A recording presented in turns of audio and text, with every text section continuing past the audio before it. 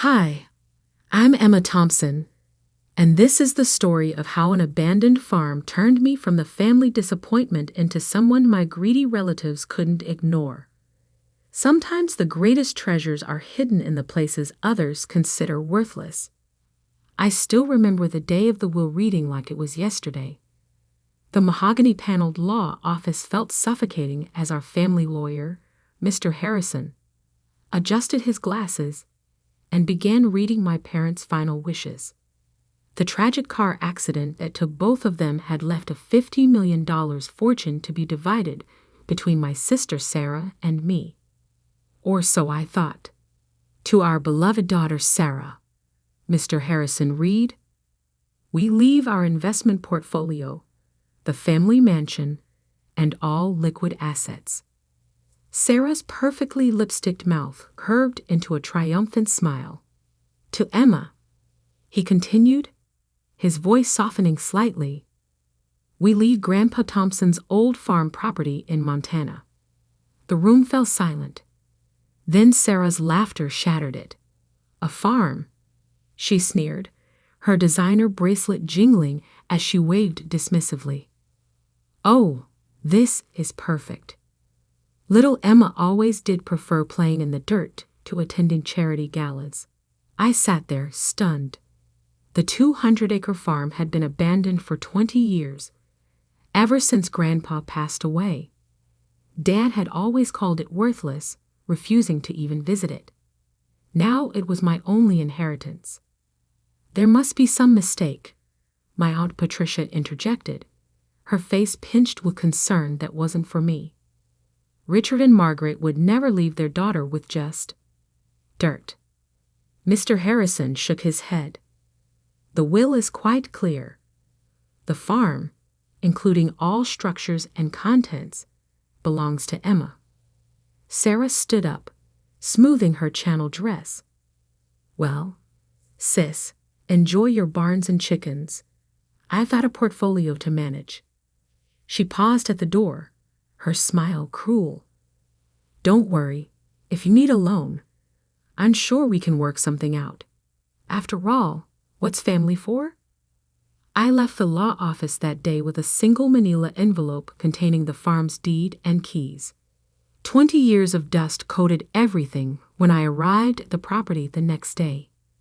The main house was a weathered 2-story structure that had seen better days, but it was the massive old barn that caught my attention. Grandpa Thompson had been an odd man, brilliant but eccentric. He'd made his fortune in mining engineering before retiring to this farm, where he spent his last years tinkering in that barn. Dad always said the old man had lost his mind, wasting his genius on a worthless piece of land. The barn door groaned as I pushed it open. Sunlight filtered through gaps in the wooden walls, illuminating decades of cobwebs. Old farming equipment sat rusting in corners. But something felt off about the space. The dimensions didn't quite match the exterior. I remember following Grandpa here as a child, watching him disappear for hours behind a hidden door. "Our little secret," he'd whisper, winking. After his death, no one could find that door. Dad searched briefly before declaring it another of his father's delusions. But I remembered. 3 taps on the north wall, then pushed the 4th board from the bottom. My hands trembled as I followed the long-forgotten pattern. Click. A section of wall swung inward, revealing a staircase descending into darkness. My phone's flashlight illuminated the way down to a massive underground room. What I saw inside made my heart stop. Covering the walls were detailed geological surveys, mining charts, and chemical analyses. In the center sat a sophisticated testing lab, preserved under dust covers. But it was the safe in the corner that changed everything. The combination was my birthday. Grandpa never forgot it, even in his final days. Inside, I found a leather-bound journal and a USB drive.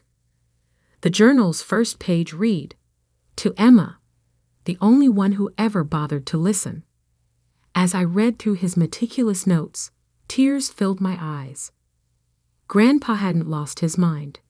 He'd made a discovery that would reshape the entire mining industry. The worthless farm sat on top of one of the largest rare earth element deposits in North America. He developed a revolutionary extraction process that was both efficient and environmentally friendly. The USB drive contained detailed patents, already filed, but never activated. Grandpa had been waiting for the right moment, and the right person, to bring his discovery to life. My hands shook as I realized what this meant. The farm wasn't worthless. It was worth billions. But I knew that if my family found out, they'd try to take it from me. Sarah would hire the best lawyers, claim I wasn't competent to handle such a discovery. I needed to move carefully, protect myself before anyone realized what Grandpa had left me. I spent that night in the old house, reading through every page of his journal. In the morning, I made 3 calls to a patent lawyer, a mining engineer, and an investment banker I'd befriended during my own quiet years working in finance, a career my family had dismissed as modest. "Keep this absolutely confidential," I told each of them.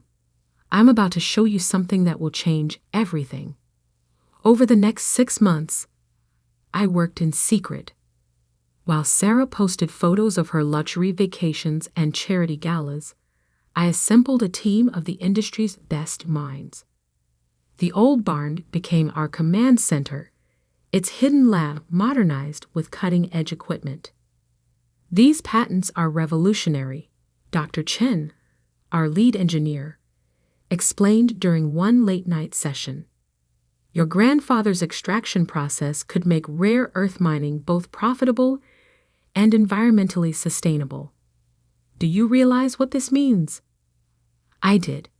With the growing demand for rare earth elements in everything from smartphones to electric vehicles, we were sitting on a gold mine.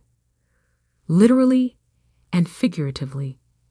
We'd incorporated Thompson Sustainable Resources quietly through a series of shell companies. I used my savings from years of careful investing to fund initial operations. Every step was calculated to keep my family in the dark. Then came Sarah's wedding, a lavish affair at the family mansion. I almost didn't attend, but I knew my absence would raise questions. "Oh, Emma," Sarah exclaimed with false warmth when I arrived. "How's farming going?" Her new husband, a hedge fund manager, snickered. "It's quite educational," I replied mildly. "Actually, I've been meaning to ask, how's the tech sector of your portfolio performing?" Sarah's smile faltered slightly. "Why? Just curious. I heard rare earth element shortages are causing problems for manufacturers. Must be affecting stock prices." "I haven't checked recently," she admitted, clearly uncomfortable with her lack of knowledge. "You should look into it," I suggested, hiding my smile behind a champagne glass. The next morning, while Sarah jetted off to her honeymoon in the Maldives, we broke ground on our first extraction facility. By the time she returned 3 weeks later, Thompson Sustainable Resources had already secured contracts with 3 major tech manufacturers. The story broke in the Wall Street Journal. Revolutionary mining company disrupts rare earth market. My phone exploded with calls from family members as our company's value soared past $1 billion in its first public trading day. "Emma," Sarah's voice was shrill when she finally reached me. "Why didn't you tell us? We're family." "Are we?" I asked quietly. I thought I was just the girl who got dirt for her inheritance. The next few weeks were chaos. Sarah and Aunt Patricia tried to claim that Grandpa's patents should have been part of the family estate. Their lawyers argued that I had concealed valuable assets. But Grandpa had planned everything perfectly. His will explicitly stated that halal contents of the farm, including any intellectual property developed there, belonged to me. The hidden lab's existence proved he developed everything on the farm property. The final showdown came at an emergency family meeting called by Aunt Patricia. They all sat around the massive dining table in the mansion, the same table where they'd once mocked my modest career choices. "You have to understand," Sarah pleaded, her designer bracelets clinking nervously. "Dad would have wanted the family to share in this." I pulled out Grandpa's journal, opening to a marked page. "Dear Emma," I read aloud, "I'm leaving you this farm because you're the only one who saw its value beyond dollar signs. Your father and sister chase wealth, but you chased knowledge. That's why you'll succeed where they failed." The room fell silent. "You know what the difference is between us, Sarah?" I continued, closing the journal. "When you got the family fortune, I congratulated you. When I built something of my own, you tried to take it. We can work something out," she began, but I cut her off. "Actually, we can't, but I will give you some free advice. Invest in sustainable technology. Thompson Sustainable Resources is about to announce a major expansion." As I walked out of the mansion, Aunt Patricia called after me.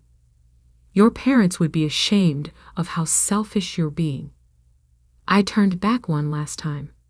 "No, they'd be ashamed. They never saw what Grandpa saw in me. But that's their loss. Just like this company is your loss."